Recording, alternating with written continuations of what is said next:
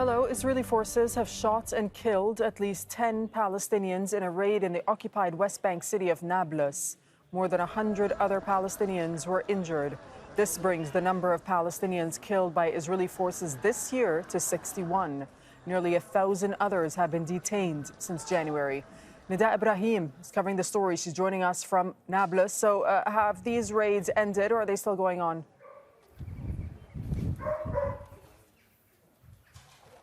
The raids have ended, which have enabled Palestinians to pull the bodies of 2 fighters that were here in this house behind me. I'm going to step away from the picture so you can have a look. This is where 2 fighters were when the Israeli forces raided the old city of Nablus, and they've surrounded the house. Now, we've listened in to one of the voice notes that were sent by one of the fighters. He was saying to people to continue the fighting. He was saying that he's going in the footsteps of what he called the martyrs who were fighting the Israeli forces. Now, also a 3rd Palestinian fighter was shot nearby this house. And the raid not only claimed the lives of these fighters, but also 6 or 7 other Palestinians, making the death toll of today's raid to 10 Palestinians. We're waiting for the funerals to take place here in Nablus. Let's not forget that Nablus and Jenin have been the epicenter of the Israeli raids in the past year, because in these 2 cities, there are armed men who say that they feel that they were left alone by the world, by their leaders, and they're taking up arms to fight Israel, stressing that this is the only language that Israel understands. So, Nida, along with the at least 10 Palestinians killed and 100 have been injured in this raid, what kind of injuries have they sustained?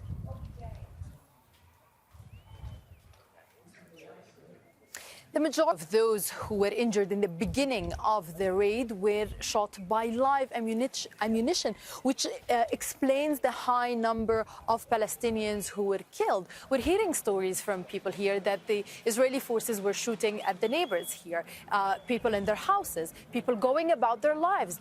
The raid took place at 10 a.m. in the morning local time, which is a time when Palestinians go out and about to buy things from the market here in the old city. So we've heard that one person was going to buy bread, a 72-year-old, when he was shot and killed by Israeli forces. So Palestinians say that Israel is acting because it's not being held accountable, that it's having a free hand, killing Palestinians. And many here would tell you that they would be considered as collateral.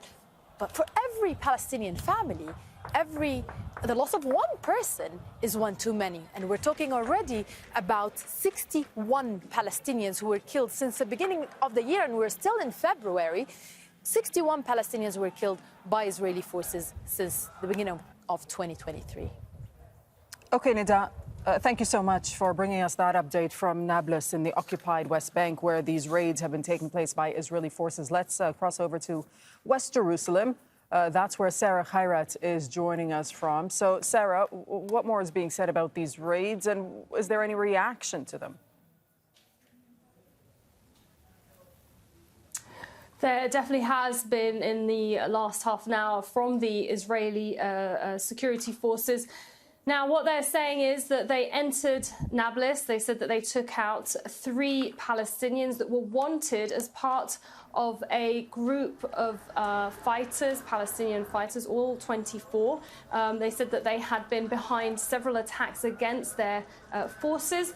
And they also added that they had some more attacks that were being planned. And in that time, there was firing between both, and that's how they ended up killing all 3 wanted Palestinian men. We have reached out to them and asked for more information about a 60-something-year-old that was also killed during that time, but we're still yet to hear back from them. And we've also been hearing from Hamas, which is the armed group that's governing the Gaza Strip. And in that statement, they've said that they're losing patience and they're watching the situation in occupied West Bank very closely. Now, the statement is a strong statement because of the escalation that's been happening here in this years since the new government that has come into power, and we could potentially expect rockets being fired out of Gaza. Right, and put this into context for us, because what we've heard from the new right-wing Israeli government, Sarah, is that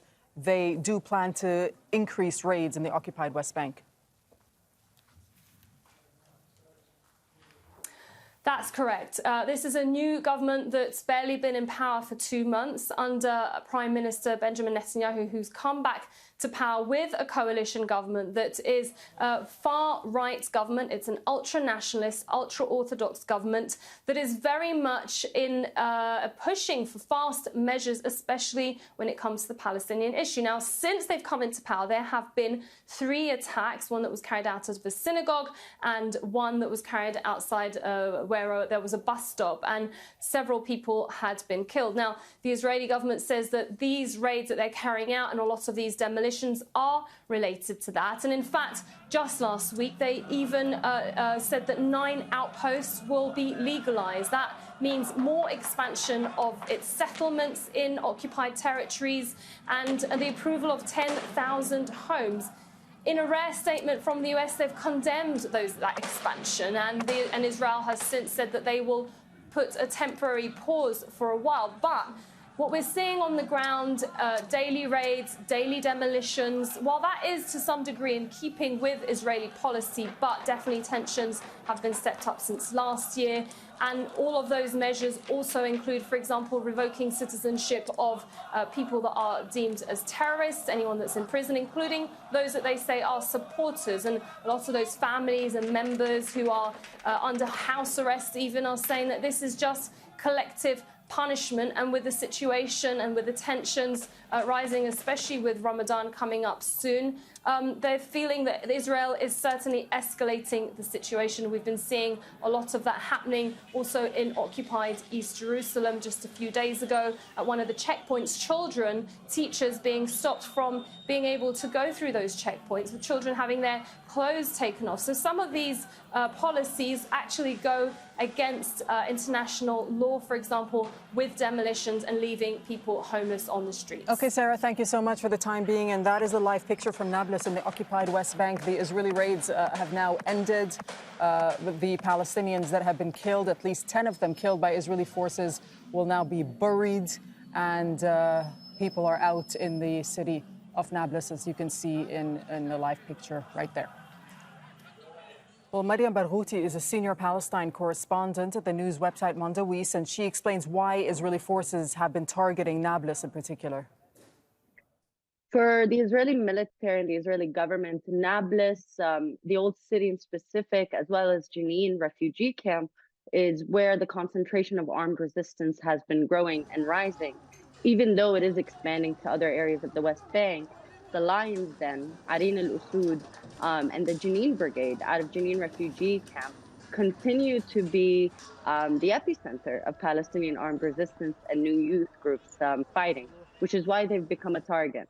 The Palestinian Authority has released letters of condemnation against the military incursion happening on Nablus, but we also need to recall that last year, the Palestinian Authority had arrested 2 Palestinians under the suspicion of being part of the Lions Den group. So the Palestinian Authority is doing what it does best, which is symbolic statements as an official body. But in terms of protection of Palestinians, that does not exist right now. The assault on Nablus today was through not just the military, it was also Israeli intelligence groups and undercover officers from the Musta'aribin unit. And these are civilian intelligence, these are intelligence agents that dress as civilians, Arab civilians in specific, to target and assassinate Palestinians.